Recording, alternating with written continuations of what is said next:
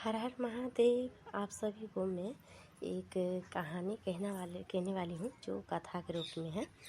तो वो कथा है ये, जैसे कि एक राजा का पुत्री था। तो उसने हमेशा दिन रात, जिसकी कुमारी थी तो भी रात दिन हमेशा शिव गुरु का ही भजन गाती थी।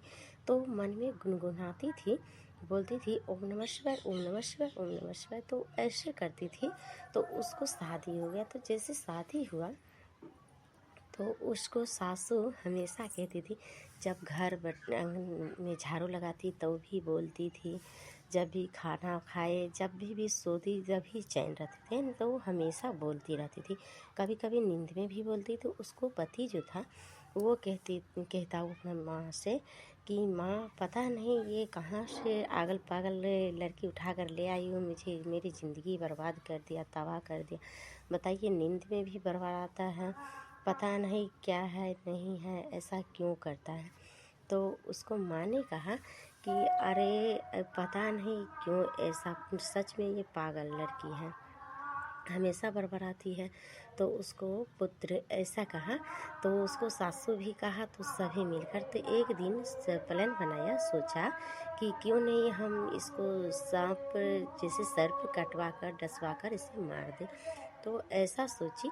तो उसने कहा कि जाओ, सफेरा के कह दिया कि सांप का पेटारी दे जाए। तो उसने सांप का पेटारी लाल कपड़ों में बांध कर लाया।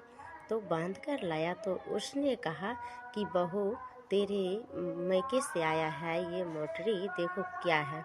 तो उसने कहा कि सासू माँ, हर औरत का आता है ससुराल जब मैके से कोई भी।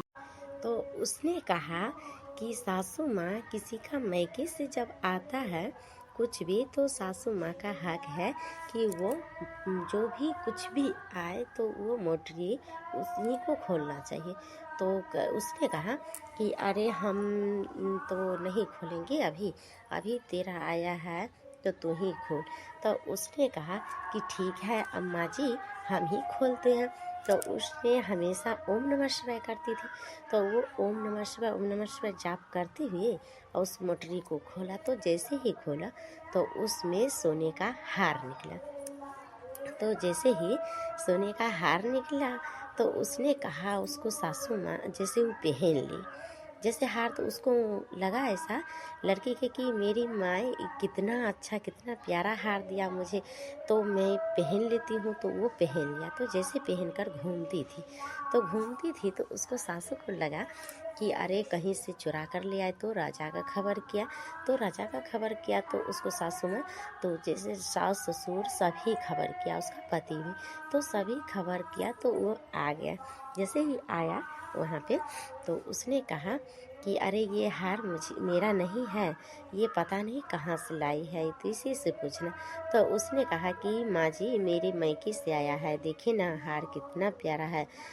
आप जो कहा कि ये खोलने के लिए मोटरी, तो उसी में हार था। तो खाने का चीज़ नहीं था तो हम नहीं दिए, तो इसलिए हम मोटरी में से देखे कि हार, तो हम हार पहनेंगे। तो अच्छा है ना माँ जी। तो उसको शौक लग गया। अरे बाप रे, इस सोच में पड़ गया से, अरे पागल है या सच में किसी का हार। तो राजा भी कहा नहीं है मेरा हार।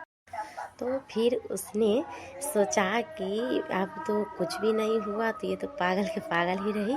तो फिर एक दिन उसको जैसे दिया एक फांसी का फंदा की तरह। तो उसमें भी कहा जे ऐसे इसे इस तरह से रख देती हूँ इसे, और ऐसे हो जाएगी। तो उसने फिर से किया, जैसे फांसी का फंदा तो लटकाने वाली है, तो वो उस तरीके से नहीं था। तो उसने जांचा कि तेरे अगर तू क्या जाप करती है नहीं करती है, अगर इसमें शक्तियाँ हैं तो तू इस रस्सी का भी से माला बना दे। तो उसने कहा ओम नमः शिवाय, ओम नमः शिवाय। तो वास्तव में हो गया।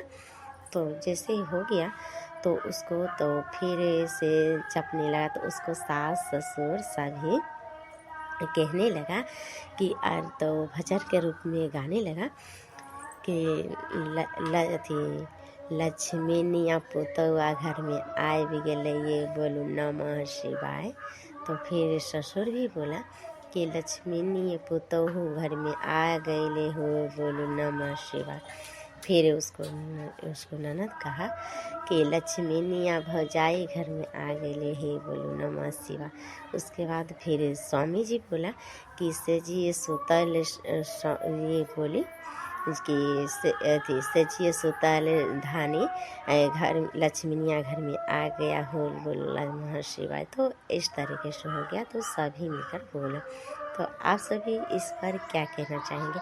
तो इस कथा से और इस कहानी से ये सीख मिलता है कि कोई अगर भक्ति भजन कुछ भी करते हैं तो उसमें साथ देना चाहिए, ना कि उसे डायन या पागल ये सब नहीं कहना चाहिए, क्योंकि भक्ति एक ऐसा रूप है उस पागल कहना